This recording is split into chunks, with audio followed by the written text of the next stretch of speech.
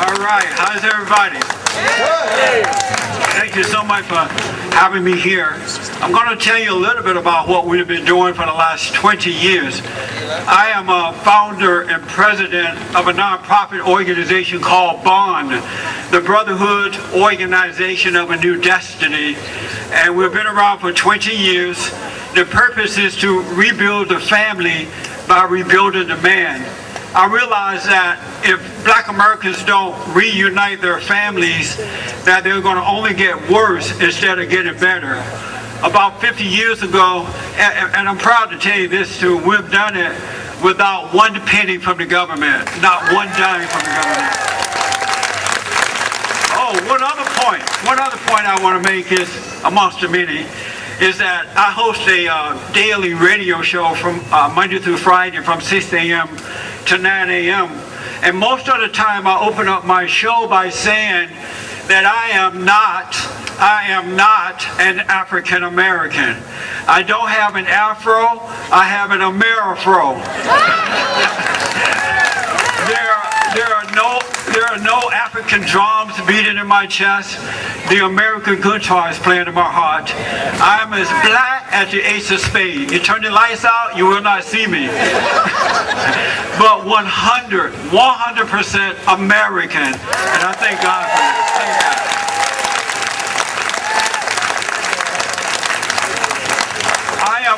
I grew up in Alabama, and I remember for colors only signs, for whites only, blacks and whites were not allowed to unite together in many cases.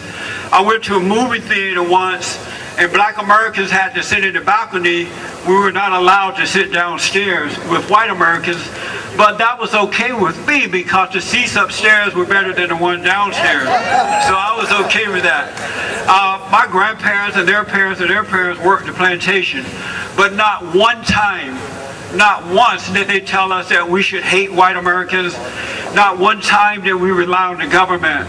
It was the families helping each other, the churches would help each other. People worked together. And my parents and grandparents taught me that you should treat people the way you would like to be treated. And that this is the greatest country, and we should love our country. But 50 years ago, the government came in under Lyndon B. Johnson, and it said to Black America, we're going to take care of you. You're not able to take care of yourself because of racism. And Black Americans said yes to that, not all but most. And then the government said, well, we can't help you unless you take the man out of the home. You cannot have a father in the home. And so for some reason, most or many Black Americans said yes to that. And so the government became the daddy of the family. And as you know, the government is anti-God, anti-family, anti-country, anti-anything that's good. And so when the government became the daddy of the family, the so-called corrupt civil rights leaders became the head of the people. People like Jesse Jackson, you ever heard of him?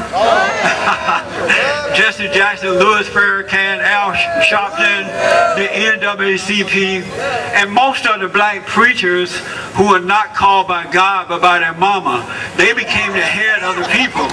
And Black Americans went downhill. They lost their sense of moral values.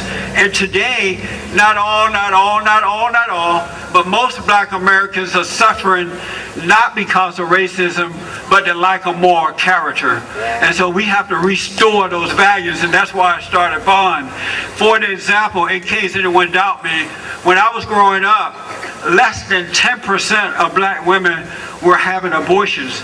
Today in America, 1,500 black babies are aborted every day. They're aborted every day. Over 70% of Planned Parenthood abortion mills are located in the inner cities around the country. And when I try to get the preachers and others to do something about it, they say, oh, a woman has a right to her own body. She can do what she wants. Well, that was unheard of. If a woman got pregnant when I was growing up, she would have to have a shotgun wedding or go into hiding until she had the baby. Around the country today, you have 70% of black babies born out of wedlock. In the state of Indiana, you have 80% of black children born out of wedlock today, in one state alone. And there is no embarrassment about it anymore, no shame or anything. As a matter of fact, they have baby showers for these women, and the men are out making babies by somebody else and their mama. Now, when I was growing up, it would not have happened because we relied on truth, we relied on the families. It was an embarrassment to live that way. Black on black crime, as a result of the government coming in, breaking up their homes, and the so-called civil rights leaders becoming the head of the people, black on black crime is out of control today. Absolutely out of control. And it's not because of racism, but it's because the fathers are not there to guide their children and instruct them and work with the mothers to guide the children in the right way to go. One thing that most people don't seem to understand is that there is a spiritual order to life, whether we like it or not, whether we accept it or not, whether we believe it or not. And that spiritual order is God in Christ, Christ in man, man over woman, and woman over children. It's not an ego thing, it's a spiritual thing. And when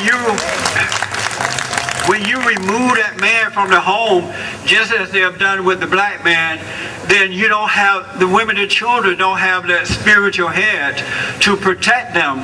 Because the battle that we're fighting is not a battle between blacks and whites. It's not a battle between men and women. It's a battle between good and evil, right versus wrong. It's a spiritual battle. And we need to understand that. It is absolutely spiritual.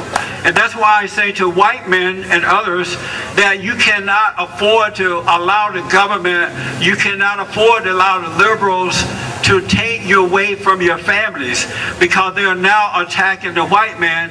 They're saying to white men that you're racist, you hate women, you're trying to control everything. And what they want to do is to turn your family away from them, turn you away from your families so that they can bring in the government and do exactly what they have done to black Americans. Because had the men stayed at home and protected their wives and children spiritually, the government would not have been able to come in and take over as it has done today.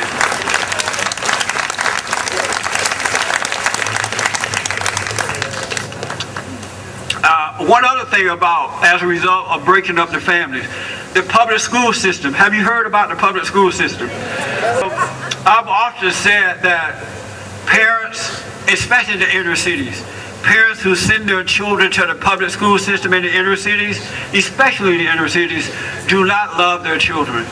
Because there is no way that I would send my child every day to a facility that teaches them to have sex. Boys and boys should be having sex together. It's okay to hate your parents. They teach these kids to have abortions and not tell your parents about it. They teach them that America is a bad place, that it was created by racist white people, corrupting the children, corrupting the hearts and minds of the children. And so black parents, because they don't have the men there to help them, are sending their children off to these public schools every day, and their kids are just being absolutely morally, mentally, and emotionally destroyed because of the public school system. And we have to change that. And we can change it. We can change it by restoring that family, bringing back God's order. And I have to tell you, it's not easy, but it can be done. I must admit that up until the last 21 years, I was a liberal. I felt like, liberal, whatever you want to do is fine with me. You don't have to be responsible. And that was because I had a lot of anger. My mother long story short, my mother got pregnant when she was a teenager. And so when she told my father about it, he said, oh no, it's not mine. So she married my stepfather before I was born because it was an embarrassment to have children out of wedlock. And so, when I was growing up, I wanted my real father. I had a hunger within me, a yearning for my real father. I didn't want a stepfather, I wanted my real father. And so when I would ask my mother about my dad, where's my dad, why can't I be with him?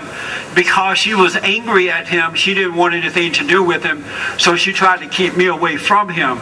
And I have to tell you, the worst thing, the absolutely worst thing that can happen to a child, whether male or female, black or white, is to turn them away from their fathers. Because when you turn them away from their fathers, you turn them away from God.